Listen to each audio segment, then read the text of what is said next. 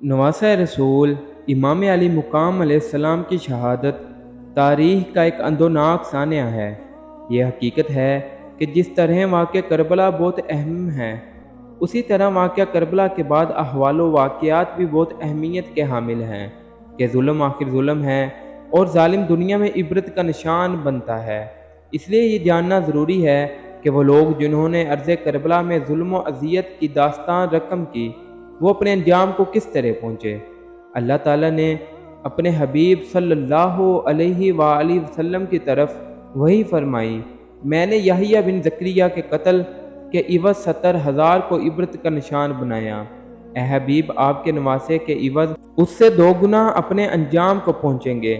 मुख्तार बिन उबैदा सकफ़ी ने खून हुसैन अलैहिस्सलाम का बदला लेने के लिए ऐलान आम किया कि मुझे हर उस शख्स की खबर दी जाए जो इब्ने साद के लश्कर में था और इमाम अली मुकाम अलैहिस्सलाम के मुकाबले में आया, और वो भी जो उनके कत्ल से खुश हुआ था।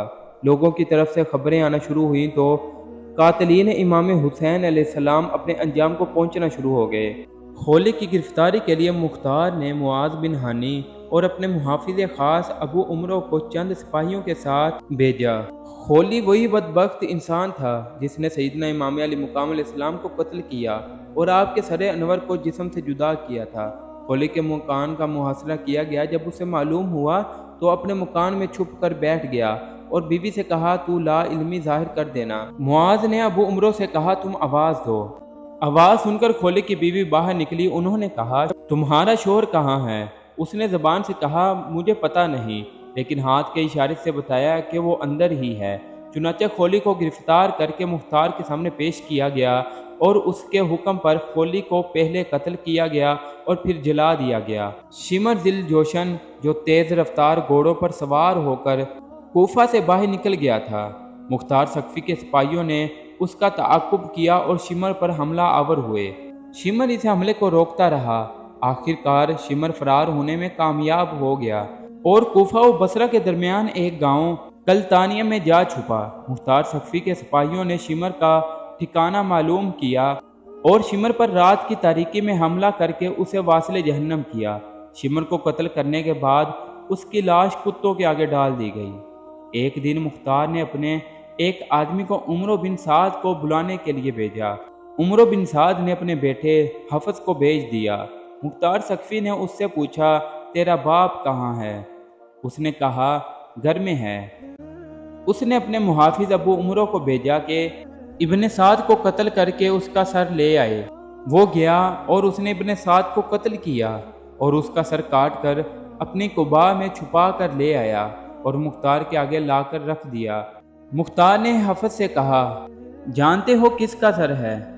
उसने कहा, यह मेरे बाप का सर है। मुख्तार के हुक्म पर इब्ने साद के बेटे हफस को कत्ल कर दिया गया। मुख्तार सकफी जब उन अशकिया के कत्ल से फारिग हुआ तो अब उसने इब्ने ज़ियाद की तलाश शुरू की। चुनाचे उसने इब्राहिम बिन मालिक अश्तर को एक ज़बरदस्त और तजर्बेकार फौज कसीर के साथ उसके मुकाबले के लिए भेजा। इधर इब्ने ज़ियाद को मालूम हुआ तो वो भी लश्कर कसीर के साथ मुकाबले के लिए आया। शहर मौसल से 5 कोस के फासले पर दरिया के किनारे दोनों लश्करों के दरमियान खूब जंग हुई।